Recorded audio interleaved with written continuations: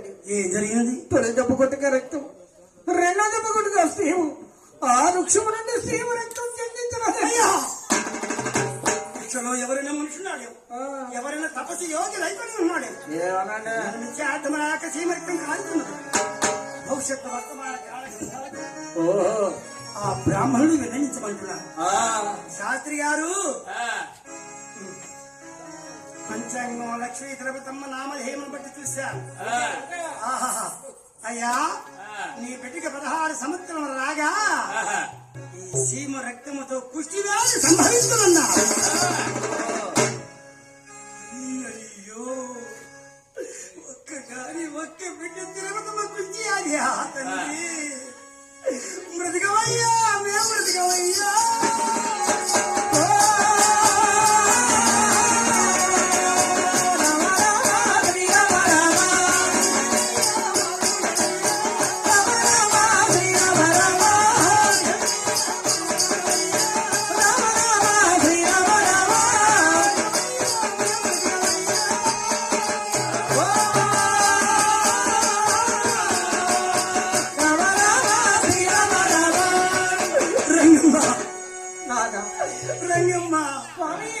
మన తిరుపతమ్మ కుష్టి వ్యాధి వచ్చునట. భవిష్యత్తు వర్తమాన కాదు బ్రాహ్మణులు చెప్పుతున్నారే, మనమేమి చేయదు.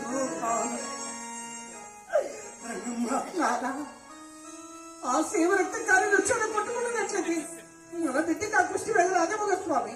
అవును వద్దు నాథ. అయ్యా బ్రాహ్మణుల ఆ సీమ రక్తం ఇక్కడ రావాలే వృక్షాన్ని కొట్టుకుని ఉన్నట్టు నా బిడ్డకి ఆది ఆది రాదు కదయ్యా. నాయన భవిష్యత్తు మనది కొట్టిన వస్తుంది, కొట్టకపోయిన వస్తుంది అంటున్నారు బ్రాహ్మణులు. తిరుపతమ్మా బంగారు తల్లి కన్నీరు కాచుతున్నది. అమ్మా అమ్మా తిరుపతి, ఇంత చక్కని బాలగాది అది ఎలా వస్తుందమ్మా? కృష్టి వ్యాధిని కొట్టున్నా.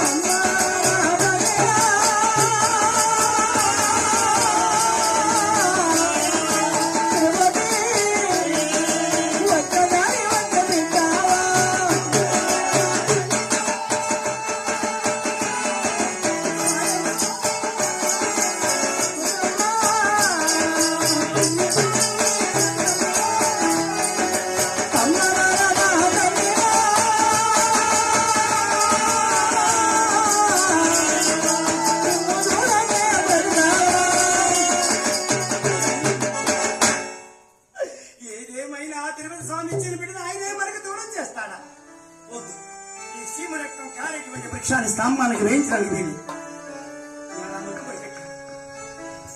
శ్రీనివాస, నీవే ఇచ్చావు ఈ బిడ్డని, నీవే కాపాడుతాను. నా బిడ్డ తిరుపతిగా వ్యాధి రానట్లయితే ఈ తిరుపతిలో నీ ఎదుటిగా నా బిడ్డ పెళ్లి చేస్తున్నాడు.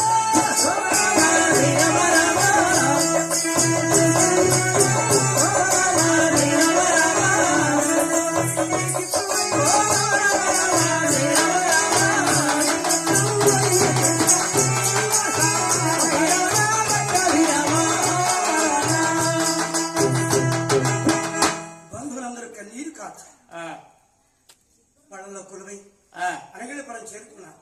బంధువర్గ వారందరూ కూడా ఇంటికి చేరుకుని, రంగమ్మ తిరుపతమ్మ జన్మించినటువంటి రోజున ఆ రోజే మన గోవు జన్మించిన కష్టం. ఆ గోవును కూడా ఎగరేశ్వరానికి వదిలేద్దాం. అలాగే జన్ని గోవుని పేరు కట్టి మాటలు కలిసే మంచి గోవుని పూల పందిరి నేను కట్టి వేసి కొబ్బరి ఇంకా నీరు తాగు ప్రేమగా తాగుతున్నారు జన్ని గోవుని. తిరుపతి పరిస్థితి ఎలా ఉంది? ఎలా ఉన్నదండి? 7 మేడల్లో బంగారపు వీధిలో ఊగుతున్నది లక్ష్మీ గణపతమ్మ. ఆ, లేత మామిడి చిగురు దెబ్బలు దెబ్బలు పాడాలి. అవును. ఎందుకంటే గాలికి పట్టు